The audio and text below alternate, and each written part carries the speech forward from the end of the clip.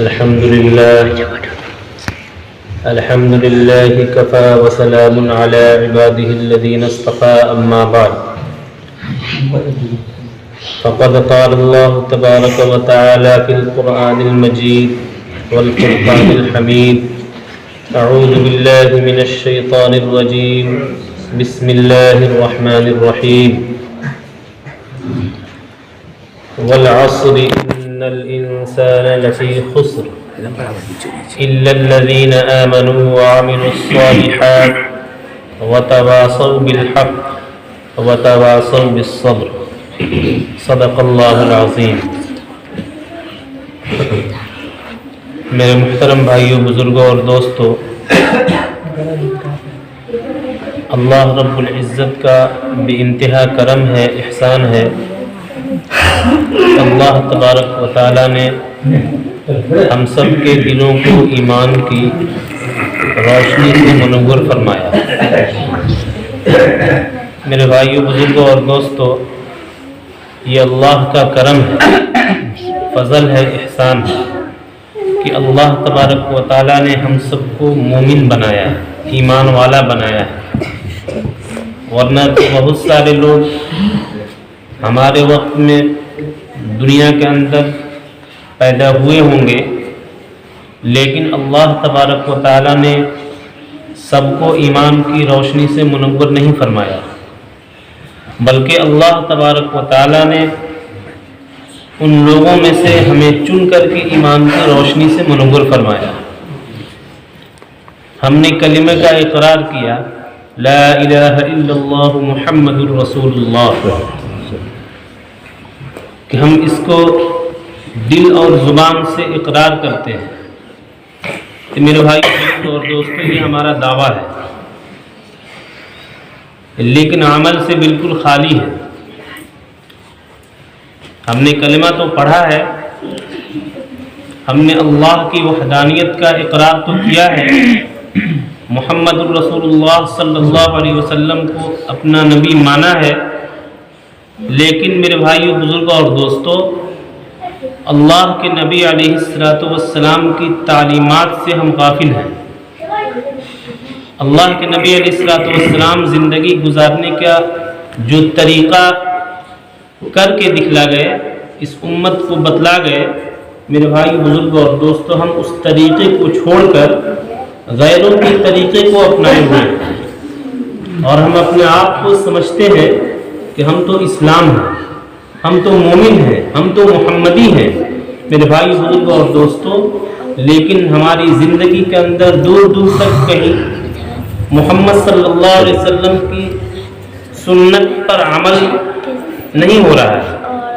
دور دور تک میرے بھائی، بزرگوں اور دوستوں، اس سنت کو زندہ کیا جاتا ہے، کتنی سنتوں کو قربان کر کے۔ اس پروگرام کو اسی مقصد کے لیے رکھا گیا ہے کہ اللہ کے نبی علیہ السلام کی عظیم سنت کو زندہ کیا جائے۔ لیکن میرے بھائیوں، بزرگوں اور دوستوں، اس سنت کو اللہ کے نبی علیہ السلام نے جس طریقے سے کر کے دکھلایا ہے، جس طریقے سے اس امت کو بتلایا ہے، جس طریقے سے کرنے کو اللہ کے نبی علیہ السلام نے حکم دیا ہے، اس طریقے سے ہٹ کر کے ہم غیروں کے طریقے پر اس کو کرتے ہیں۔ ایک سنت تو زندہ کرتے ہیں، ایک سنت تو ادا کرتے ہیں، لیکن کئی سنتوں کو میرے بھائی، بزرگوں اور دوستوں پس پشت ڈال دیتے ہیں۔ عام طور پر شادی کے اندر، خاص طور سے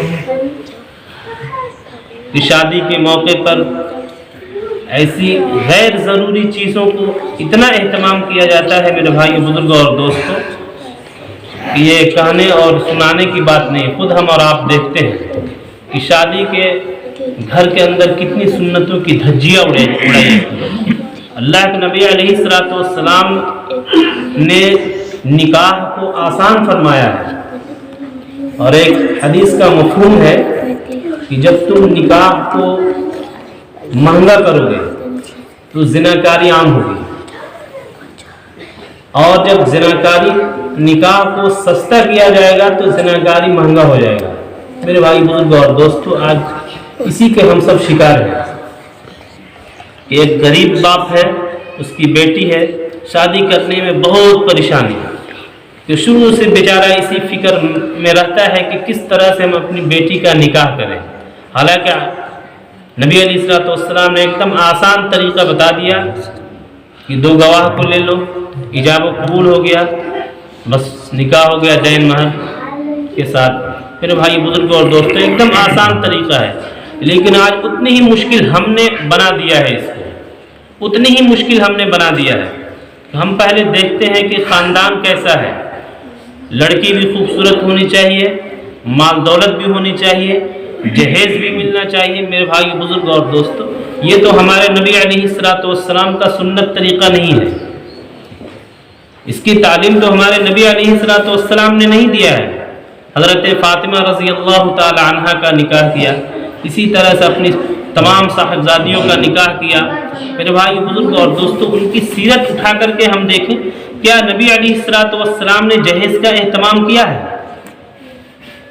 کیا جہیز جیسی ملعون چیز کا میرے بھائی بزرگ اور دوستو کہیں بھی اس کا تذکرہ ملتا ہے کسی بھی صحابہ کرام یا تابعین تبع تابعین کے میرے بھائی بزرگ اور دوستو دور کے اندر جو شادیاں ہوتی تھی، کیا اس دور کے اندر یہ چیزیں ملتی تھیں؟ کبھی نہیں۔ تو میرے بھائی بزرگ اور دوستو، ہمیں بھی نبی علیہ السلام کے سنت پر نہ اللہ رب العزت عمل کرنے کی توفیق عطا فرمائے۔ جو سنت طریقہ ہے، ہم اور آپ یہ عہد کریں کہ اسی سنت کے مطابق ہم نکاح کریں گے اپنی بچی کا یا اپنے بچے کا۔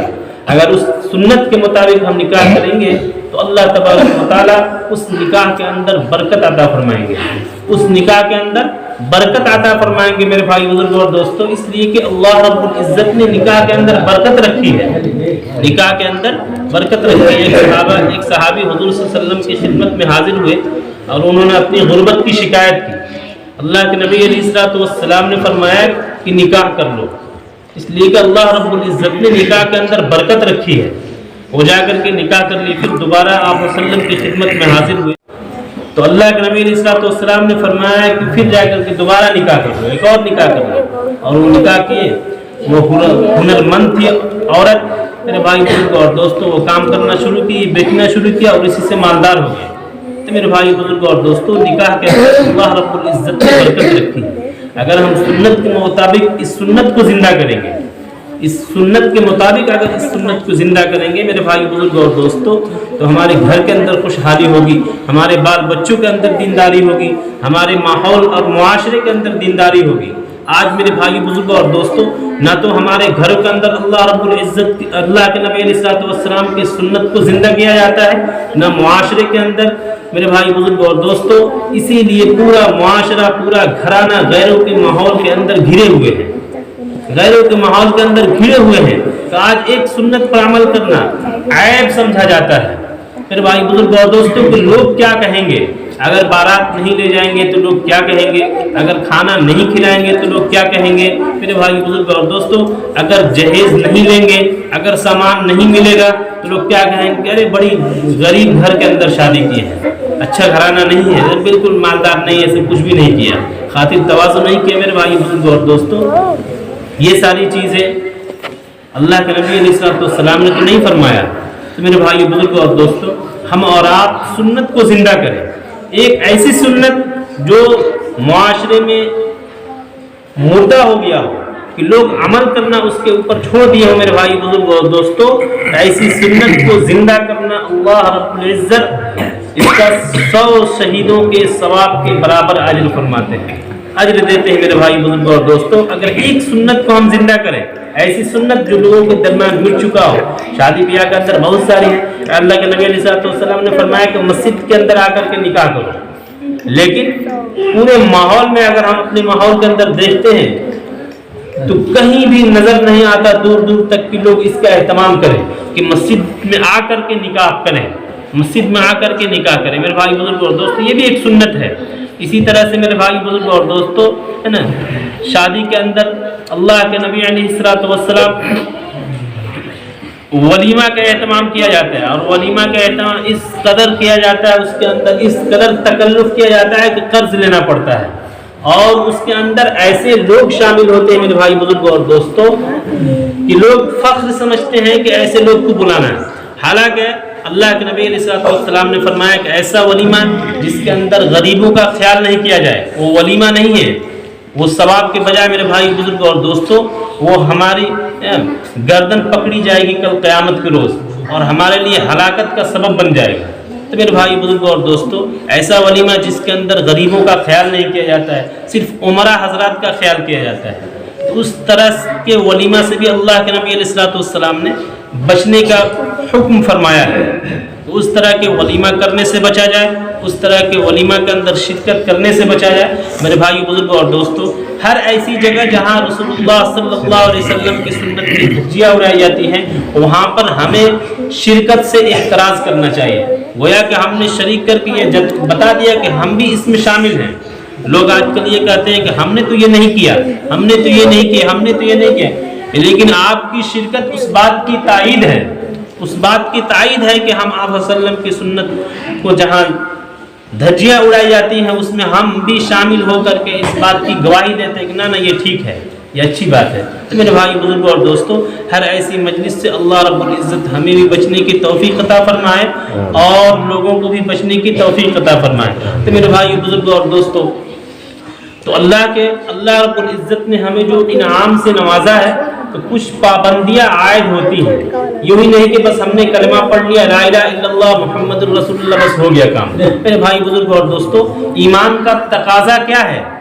ایمان کا تقاضا کیا ہے؟ لا الہ الا اللہ محمد الرسول اللہ، بس نہیں کوئی معبود سوائے اللہ کے، محمد صلی اللہ علیہ وسلم اللہ کے رسول ہے۔ میرے بھائی دوستو یہ اتنا کافی نہیں ہے، بلکہ ایمان کا تقاضا کیا ہے؟ ایمان چاہتا کیا ہے؟ ایمان لانے سے پہلے تو ہم آزاد تھے، ہم آزاد تھے، کسی بھی طرح سے زندگی گزار رہے تھے، لیکن ایمان لانے کے بعد میرے بھائی بزرگوں اور دوستوں اب منمانی نہیں چلے گی، اب منمانی نہیں چلے گی، بلکہ ایمان کا جو تقاضا ہے، ایمان کے تقاضے کے مطابق اگر ہم اپنی زندگی گزاریں گے اللہ تبارک و تعالیٰ اس دنیا کے اندر بھی کامیاب کریں گے اور آخرت کے اندر بھی کامیاب کریں گے۔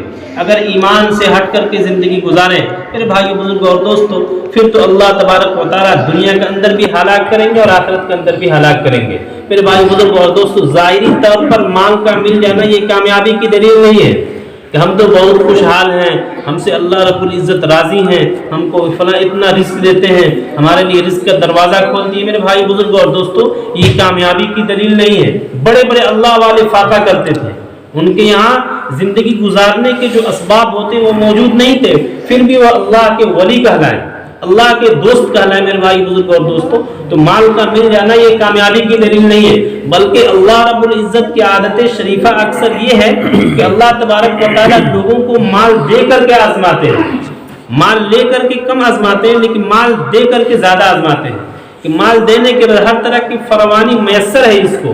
اب اس وقت میرا بندہ کدھر جا رہا ہے؟ اس وقت کیا ہمارے احکام کو پشے پشت ڈال رہا ہے یا ہمارے احکام کی پابندی کر رہا ہے؟ میرے بھائی بزرگ اور دوستو ایمان کے اندر دو جزو ہے، لا الہ الا اللہ محمد الرسول اللہ کی کرنے والی ذات محض ایک اللہ کی ہے، یہ یقین ہمارے دل کے اندر ہونا چاہیے۔ یہ دکان سے کچھ نہیں ہوتا، یہ مکان سے کچھ نہیں ہوتا، یہ کھیتی سے کچھ نہیں ہوتا۔ میرے بھائی بزرگوں اور دوستو کرنے والی ذات محض ایک اللہ کی ہے، یہ یقین ہونا چاہیے۔ ہم کھیتی کریں گے لیکن یقین یہ ہونا چاہیے اس کے اندر پھل اسی وقت آئے گا جب اللہ تبارک و تعالیٰ چاہے گا۔ یہ پھل ہم اس وقت تک نہیں کاٹ سکتے جب تک اللہ تبارک و تعالیٰ نہیں چاہے گا۔ پھل بالکل کھیت کے اندر کھڑا ہوا ہے ایک دم بالکل، اور کاٹنے کا وقت آ گیا، اللہ تبارک و تعالیٰ کی طرف سے کوئی آفات آ گیا اور صبح سے شام کے اندر کام ختم، ایک دم صبح سے شام کے اندر کام ختم۔ تو میرے بھائی بزرگ اور دوستوں ہم یہ عہد کریں کہ کلمے کے مطابق اپنی زندگی کو گزاریں گے، رسول اللہ صلی اللہ علیہ وسلم کے مطابق اپنی زندگی کو گزاریں گے، جو رسول اللہ صلی اللہ علیہ وسلم نے زندگی گزارنے کا طریقہ ہمیں بتلا گئے، سکھلا گئے۔ اللہ تبارک و تعالیٰ کہنے سننے سے زیادہ عمل کی توفیق عطا فرمائے۔